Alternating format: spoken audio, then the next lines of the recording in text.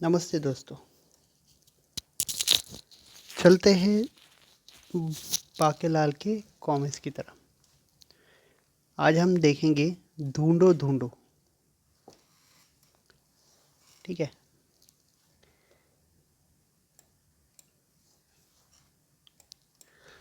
ढूंढो ढूंढो ये कथानक हमारे नोएडा के एक पाठक धर्मेंद्र द्वारा भेजी गई कहानी पर आधारित है, जिसके हास्य सलाहकार संजय गुप्ता, विवेक मोहन है। लेखक तरुण कुमार वही, संपादन मनीष गुप्ता का है। चित्रांकन बेदी ने किया है और सहयोग गौरव, निशा, संतोष, श्रीकांत और मलक।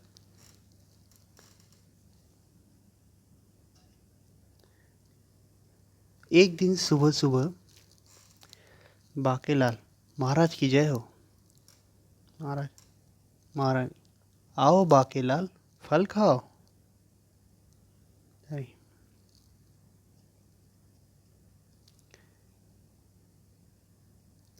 मैं एक स्वप्न देखा महाराज। ठहरो महारानी। बाकेलाल घबराया हुआ लग रहा है।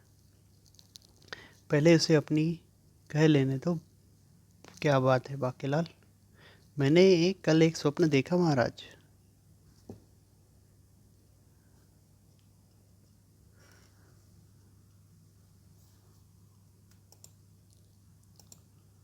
और सपने में मैंने एक काले हिरण को देखा।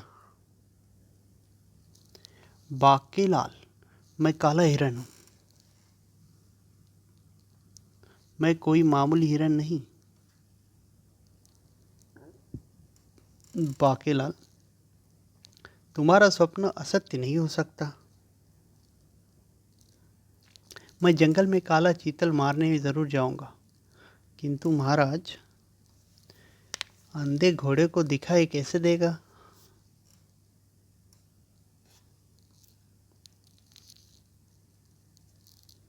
महाराज को तो दिखाई देगा ना महारानी। और फिर लगाम तो महाराजों के हाथ में ही होगी। मगर अंधा घोड़ा आएगा कहाँ से? आप उसकी फिक्र ना करें महाराज।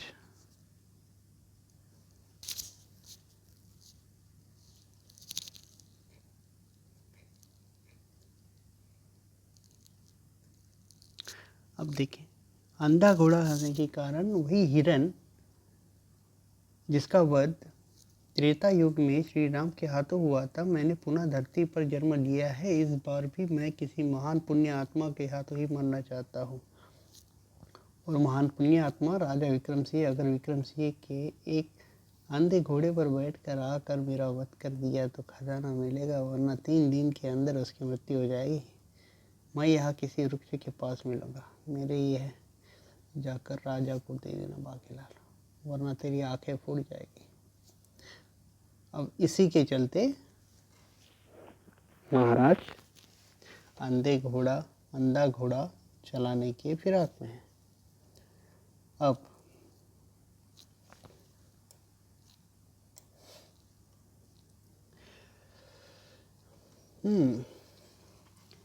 अंधा घोड़ा थोड़ा महंगा जरूर है, मगर मैं अंधे घोड़े का प्रबंध जरूर कर लूंगा। ऐसा सिपाही क्या है, और अगर नहीं मिला तो आंखें फोड़कर अंधा कर दूंगा। अगले ही दिन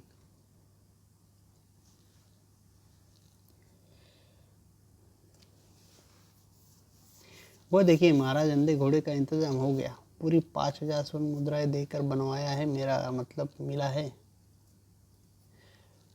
सबको मेरी कितनी फिक्र है बाकेलाल। जी हाँ महाराज, ये सब न होते तो आपको अपना क्या होता, आप न तो जाने आपका क्या होता।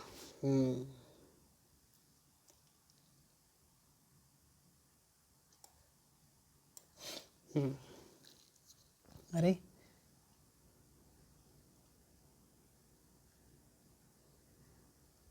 अरे, इसकी आंखें तो एक टांग, आँख उसकी तो एक टांग भी टूटी हुई है। आप फिक्र न करें महाराज, ये 3 टांगों से भी दौड़ लेता है।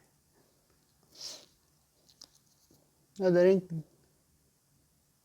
देर न करे महाराज, जल्दी से इस पर सवार हो जाए।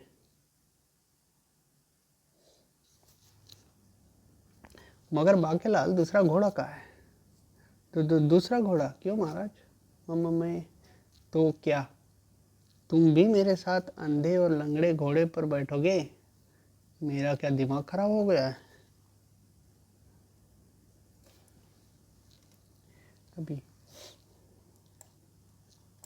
मर न करता, बांकेलाल को भी राजा विक्रम सिंह के साथ चलने के लिए तैयार होना ही पड़ा। महाराज, मैं भी चलता हूँ, जंगल का मोहना मामला है, कहीं शेर आ गया तो। नहीं, रहने दो सेनापति, अब राजा भ्रमण पर हो तो दूसरे बहादुर का महल में होना जरूरी है। इस प्रकार दोनों के आमने सामने घोड़े आगे बढ़ाए। महाराज, संभल कर जाइएगा, चिंता न करो महारानी, मुझे घुड़सवारी आती है। तभी जबकि उधर बांकेलाल मन ही मन बेहद प्रसन्न था। अब आएगा मज़ा ही। क्योंकि सपनों वाली बात बिल्कुल झूठ है। मैं तो अंधे घोड़े को की सैर कराकर मुच्छड़ मनहूस की खाट खड़ी करना चाहता हूँ। बांकेलाल, ये लंगड़े दिन तो बहुत तेज दौड़ता है। जी महाराज।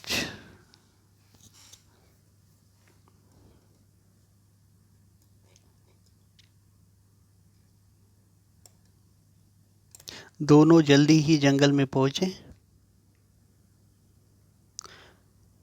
और महाराज संभल कर, आगे चट्टान है, घोड़े टकरा और टकराया। अबे बताया क्यों नहीं कि आगे चट्टान है? कमाल है। सिर तो फटा ही नहीं। मेरा मतलब है महाराज, आप ठीक है तो, है ना? हाँ हो बांकेलाल, मैं तो भूल ही गया था कि घोड़ा अंधा है, पर घबराओ मत, अब नहीं भूलूंगा। दोनों ही अपने घोड़े पे फिर आगे बढ़े। महाराज बचिए। हम्म मैं टकराया नहीं, फिर ये टकराने की आवाज़ कहाँ से आई? बांकेलाल, मेरा ध्यान सॉरी लंग दिन को रास्ते के गड्ढों और पत्थरों से टकराने से बचाने में था। वृक्ष की शाखा मुझे दिखा ही नहीं दी। हम्म देख भी राजा, तूने पहले भी बोल दिया था, पर मैं चुप रहा। अब तीसरी बार लगड़ दिन और सूरदास मत भूलियो, बाकी कुछ भी बोल।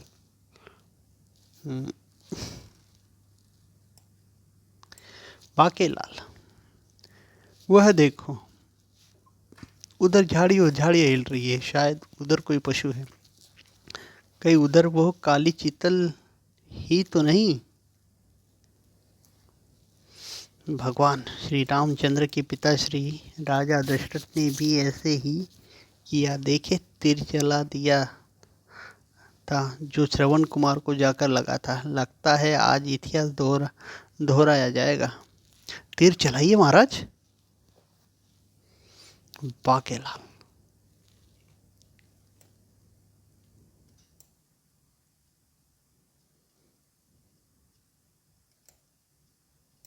बांकेलाल, ऐसे ऐसे भूल राजा दशरथ ने की थी, किंतु मैं नहीं करूंगा।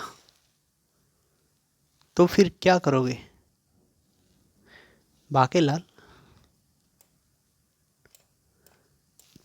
जरा देखना मेरे पाँव में जूती पहन रखी है या नहीं। कमबख्त, मेरी तोंद के कारण मुझे दिख नहीं पा रहा। जूती तो आपने पहन रखी है महाराज, मगर जूती का क्या करना है? मैं अपने पाँव को झटका देकर जूती को झाड़ियों की तरफ फेंक रहा हूँ। अगर कोई काला चितल हुआ तो झाड़ियों से निकलकर भागेगा, तब मैं उसे तीर मारूंगा और फिर झाड़ियों में से उभरी आवाज़ को मैं लाखों में भी पहचान सकता हूँ। ये तो किसी तपस्यारत ऋषि की आवाज़ होनी चाहिए। विशालगढ़ का जंगल ऐसे तपस्वी से भरा पड़ा है। अब आएगा मजा। विक्रम सिंह बाकेलाल के साथ झाड़ियों के पास पहुंचा। बाकेलाल की चीख की आवाज़ ने किसी मानव की थी, मगर यहाँ तो कोई नहीं दिखाई दिया। महाराज, आपको इस प्रकार जूती नहीं फेंकनी चाहिए। मारनी चाहिए थी, नहीं मारनी। खैर, आप अपनी जूती तो पहनिए।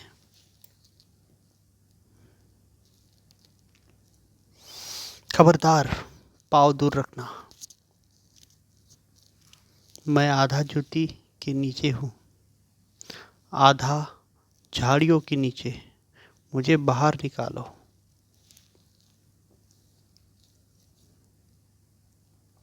बाकेलाल ने जल्दी से जूती को उठाया। ओह, तो ये जूती तुम्हें मुझ पर फेंकी थी? मम्मा, मेरी दोनों जूतियाँ तो मेरे पाँव में हैं। ये जूती तो महाराज विक्रम सिंह ने फेंकी थी। मैंने जानबूझकर नहीं फेंकी थी, जानबूझकर ही फेंकी थी। तभी पर बाकेलाल देखो, कितना पैदा 10 आदमी है, छोटा सा आदमी है। बेटे मुच्छड़, जिसना हंसना है हंस ले। शायद तूने इसे पहचाना नहीं कि ये साधारण आदमी नहीं है, ऋषि है। अपमान, घोर अपमान। तू मेरी काया देखकर हंस रहा है। तूने मुझे पैंदा कहा और मुझे जूती भी मारी। ये ऋषि वर का अपमान है। बाकेलाल, पहले तुम मुझे उठाकर अपनी बराबर ऊंचाई की किसी चट्टान पर खड़ा करो, फिर पार करूंगा। ठीक है ऋषिवर, कृपया जल्दी से मेरे हथेली पर चढ़ जाए। बाकेलाल जी ने ऋषि को अपने कद की ऊंचाई वाली एक चट्टान पर खड़ा कर दिया। तब दुष्ट विक्रम सिंह, अब मैं तुझे दूंगा तेरी दुष्टता का दंड। ऋषिवर, कृपया दंड स्वरूप एक करारा चाटा मार दीजिए।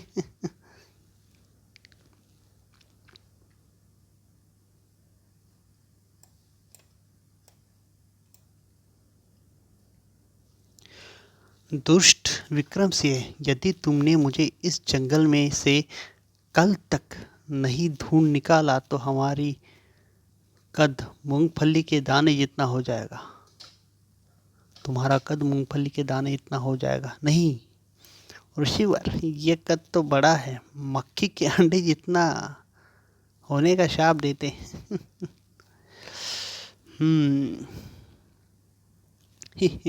दुष्ट विक्रम सिंह है, ये मत समझना कि ये काम आसान है। मुझे ढूंढ निकालना बच्चों का खेल नहीं है।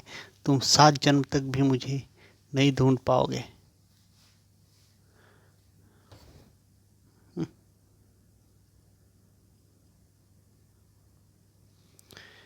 ये गया मैं इस होल के अंदर।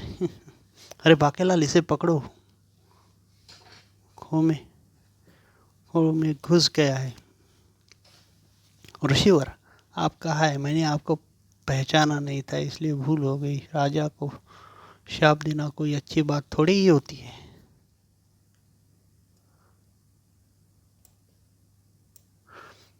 हाँ बाकेलाल, ऋषि ने मेरी आंखों में मिट्टी झोंक दी है।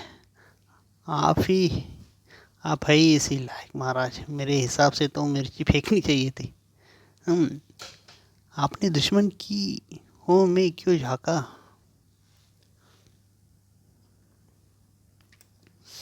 आप घबराइए नहीं महाराज, मैं पानी लेकर आता हूँ। कोई दहाड़ वगैरह सुनाई पड़े तो अंधे घोड़े पर बैठकर भाग लीजिएगा।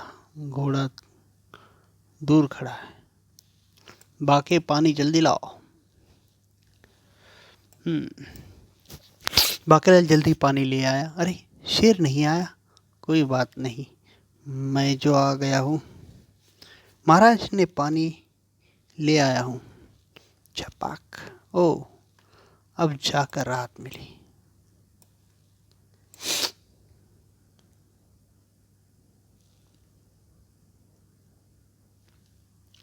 बाकेलाल, अब हम इस ऋषि को इससे बाहर कैसे लाएंगे?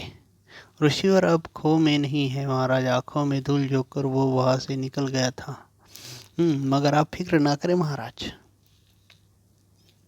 हम उस ऋषि को खोज का लेंगे, क्यों करेंगे और ऋषि को खोज में आगे बढ़े। चलो बाकेलाल। लकड़दीन मेरी पूंछ पकड़कर मेरे पीछे पीछे आता रह।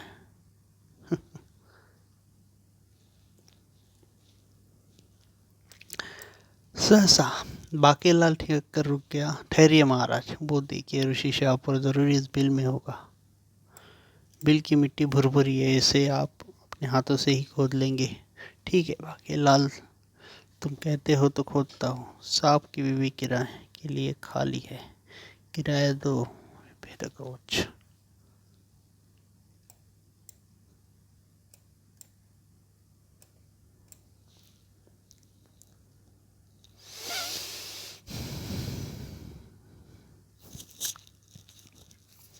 कमाल है, सांप डस क्यों नहीं रहा? खचर खचर। बाकेलाल, इसमें तो ऋषि नहीं मिला, तो फिर आगे चलते हैं महाराज, जहाँ कोई मिले। हम्म महाराज, वो देखिए ऋषि शायद उस घोंसले में हो। बाकेलाल, मैं पेड़ पर कैसे चढ़ूंगा? बंदर भी तो चढ़ जाते हैं। मेरा मतलब है महाराज कि ऋषि आपको ढूंढने के लिए आपको पेड़ पर तो चढ़ना ही होगा। चलिए मैं नीचे से धक्का लगाता हूँ। ये क्या हो रहा है, मुझे भी तो बताओ। महाराज पेड़ पर चढ़े। धड़ाम। मगर इसने तक पहुंचने से पहले ही वाकेलाल मुझे अपनी बाहों में लपको। बच पाके। आ घबराए मत महाराज, चोट नहीं लगी। मगर पेड़ पर तो चढ़ना हो ही पड़ेगा महाराज, क्योंकि बिना ऊपर चढ़े घोंसला नहीं दिखेगा। फिर ऋषि का भी तो पता नहीं लगेगा, सांप से पीछा कैसे छूटेगा। तभी विक्रम सिंह किसी तरह घोंसले तक पहुंचा। बाकेलाल, हाँ ऋषि सांप पर नहीं है, केवल 3 अंडे हैं। वो जरूर अंडों के नीचे छुपा होगा महाराज। वो अंडों के नीचे नहीं है बाकेलाल। घुर्र। जी, इस मानव की इतनी हिम्मत की काट फोड़ की घोंसले के ठीक तक पहुंचकर उसके अंडों को स्पर्श करे। तभी फोड़ डालूंगा मैं उसकी खोपड़ी। ओ बाके बचाओ। महाराज जल्दी से गिर जाइए, वरना ये कठफोड़वा आपकी कनपट्टी फोड़ डालेगा। जाता है तू कहा, ओ मोटे, जाता है तू कहा।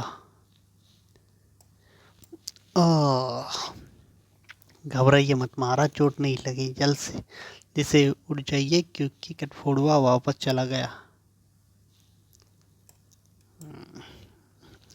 अब इधर घोड़े आपस में बात कर रहे हैं।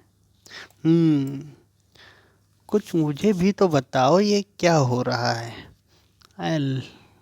लगरदीन महाराज पेड़ पर से गिरे पड़े। क्या? मैं तो सोच रहा था पेड़ गिर गया। और फिर आगे अगले दिन, महाराज वो देखिए, शाही सही का बिल। मेरा दिल कह रहा है कि इसमें ज़रूर वो ऋषि मिल जाएगा।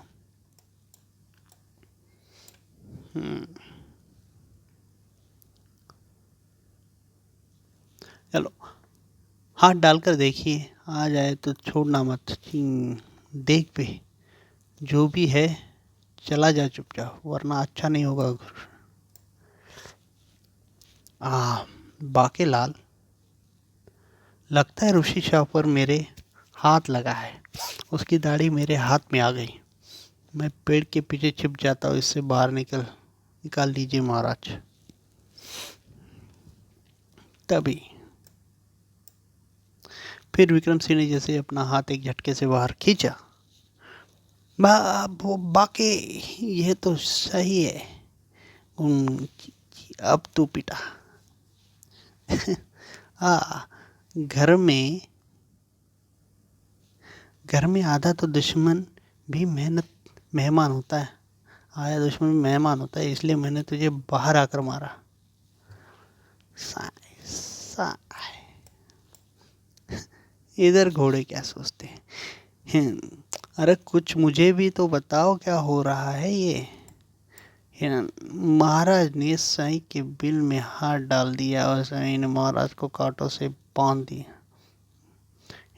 अजीब आदमी है ये। इधर घबराइए नहीं महाराज, मामूली चोट काटे हैं, मैं अभी खींच कर निकाल देता हूँ। आगे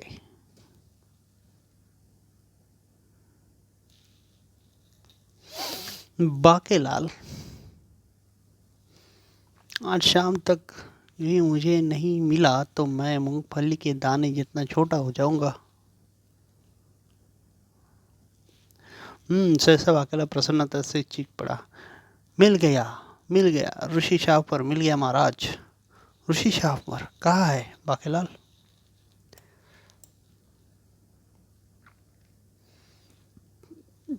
वो देखिए महाराज, वो जरूर मधुमक्खियों के इस छत्ते में छिपा हो बैठा होगा, ताकि हम उसे यहाँ ढूंढने की चेष्टा करें, है ना। इधर घोड़े सोचने लगे, पूंछ पकड़ ले लगे दिन, शायद हमें भागना पड़े। यह पत्थर लीजिए महाराज। जैसे ही मैं दूर जाकर पत्थर मारने को कहूँ, आप पत्थर मार देना, ठीक है बाकेलाल?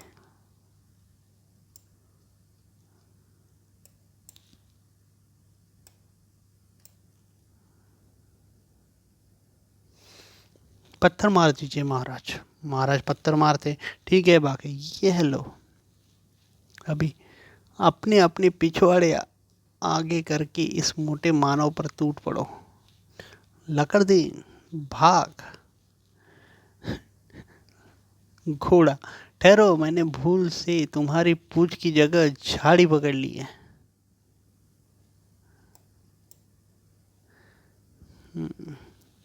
मगर लकड़दीन का दुर्भाग्य कि ऐसी उस वक्त विक्रम के सामने आ गया। अरे कुछ मुझे भी तो बताओ कि ये क्या हो रहा है? यह आवाज़ें कैसी आ रही है? मुझे कौन काट रहा है? तभी अरे मोटा तो बच गया, पर अब क्या हो सकता है? नए डंक उगने में देर लगेगी, वापस चलो। जबकि इधर उसी समय छप्पाक, बाकी ऋषि शाह पर मिल गए। आए मिल गए।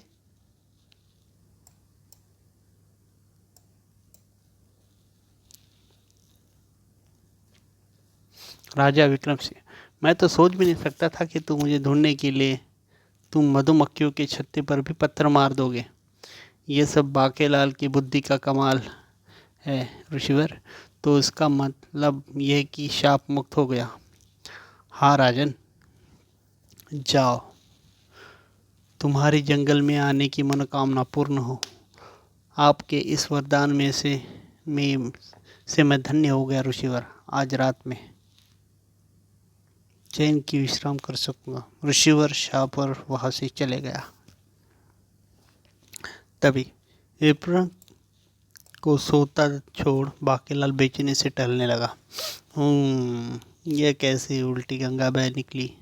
ऋषि शाह पर तो सचमुच मधुमक्खियों के छत्ते से टपक पड़ा, जिससे मोटे का शाप भी टल गया और वरदान भी मिल गया।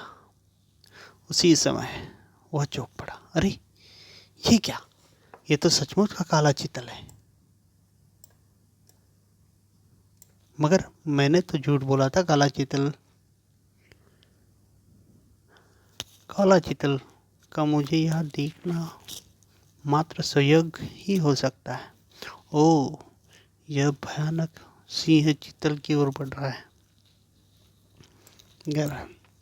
यह चीतल तो सिंह को देखकर भी नहीं भाग रहा है, मरेगा। तभी सिंह भयानक ढंग से चीतल पर झपटा कर रही। ये चीतल या तो अंधा है या पागल, जो मुझे देखकर भी नहीं भागा। पर मुझे क्या, मैं तो ऐसे ही हिरन अच्छे लगते जो मुझे देखकर भागे ना।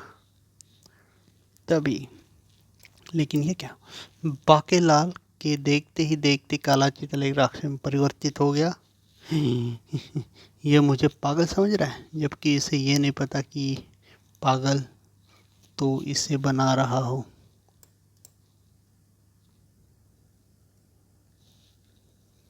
तभी आ गया सी मेरी बाहों में। ये क्या, ये चीतल तो राक्षस में बदल गया, धोखा हुआ हो ही गया। इसका जंगल की खरपतवार में धोखा।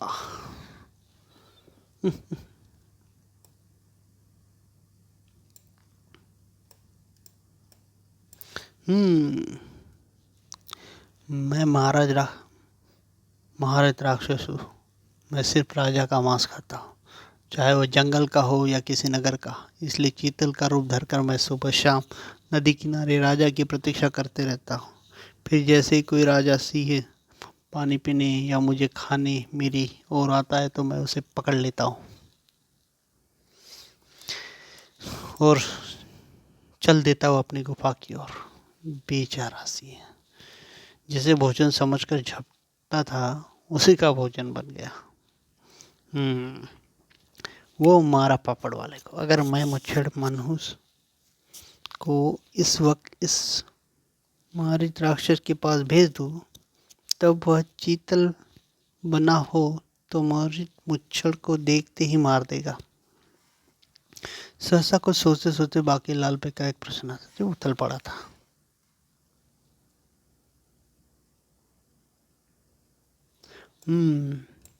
लेकिन यदि मोटे मनुष्य ने बाण चला दिया तो फिक्र कर मत कर बाकी। अब तू देखता जा मेरा कमाल।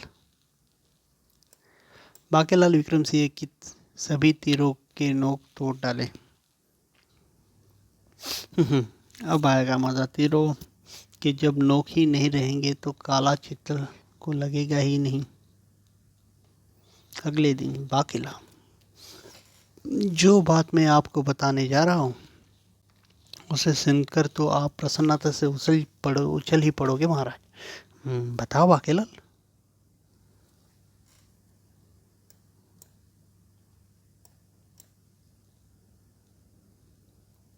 महाराज, मुझे काला चीतल मिल गया है। काला चीतल? हम तो उसी की खोज में निकले थे।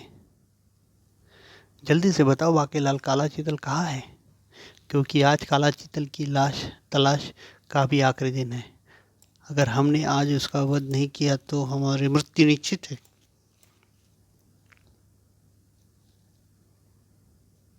हाँ, मेरे साथ आइए महाराज। ओह, लगता है आज का दिन शुभ है। ऋषि शापर के वरदान के मुताबिक मेरी मनोकामना पूर्ण होने वाली है। महाराज, वो देखिए काला चित्र। आगे बढ़िए। अच्छा, बाकी मैं अभी उसे मार गिराता हूँ।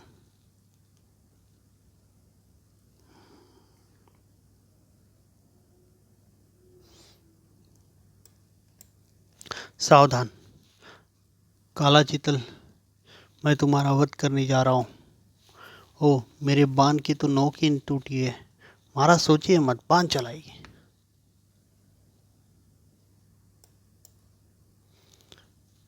उसी के साथ विक्रम सिंह की कमान से तीर छूटा। सच।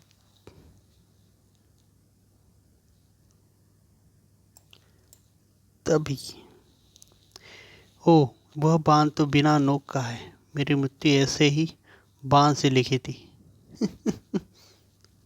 तभी, अरे यह क्या, यह शीतल तो तीर खाते ही गिर पड़ा।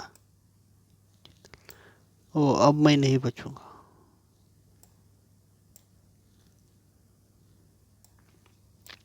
काला चितल, हमार तुम्हारी इच्छा पूर्ण कर दी। ओ महाराज विक्रम सिंह, आप पिछले जन्म में मैं मारिच था, इस जन्म में मैं बना महारिच। पूर्व जन्म में मेरी मृत्यु हुई थी राम के हाथों, इस जन्म में आपके हाथों बिना नोक वाले तीर से मृत्यु पाकर मेरा ये जन्म भी सार्थक हो गया। मेरी मृत्यु के पश्चात मेरा शरीर स्वर्ण में और शरीर के अंदर के सभी अंग हीरे और मोती और जवाहरात में परिवर्तित हो जाएंगे और यह सारा खजाना केवल आपका होगा। हे भोले शंकर, ये उल्टी गंगा कैसे बह निकली?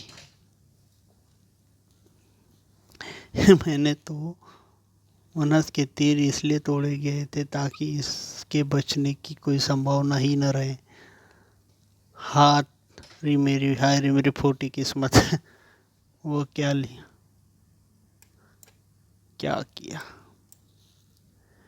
तभी बाकेलाल, ये देखो, काला चितल स्वर में बदल गया और उसकी आंखें हीरो में हैं। उसका पूरा शरीर कीमती हीरो मोतियों से भरा पड़ा है। बेड़ा गर्द हो बाके तेरा, तू अकेला ही क्यों न आ गया उसका वध करने। तभी महाराज की जय हो। महाराज, ओह प्रणाम मुनिवर, कृपया अपना परिचय दें।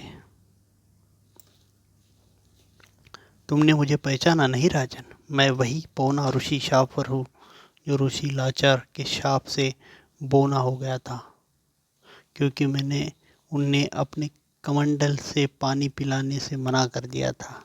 ये शाप काला चितल की मृत्यु के साथ ही समाप्त होना था, किंतु मुझे मालूम नहीं था कि जिसके हाथों काला चितल की मूर्ति लिखी थी वह आप ही है।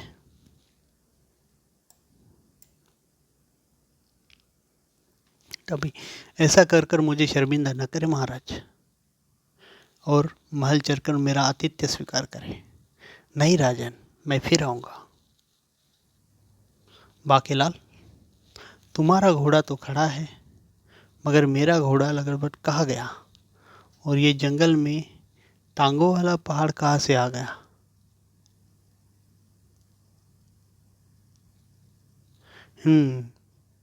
मैं ही लगरदीन हूँ महाराज, मधुमक्खियों ने काट काट कर मुझे पहाड़ जैसा बना दिया है।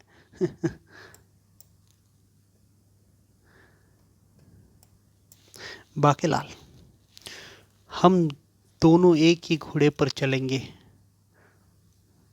पर पहले तुम्हारी चुम्मी ले लूं। हाय रे मेरी फूटी किस्मत।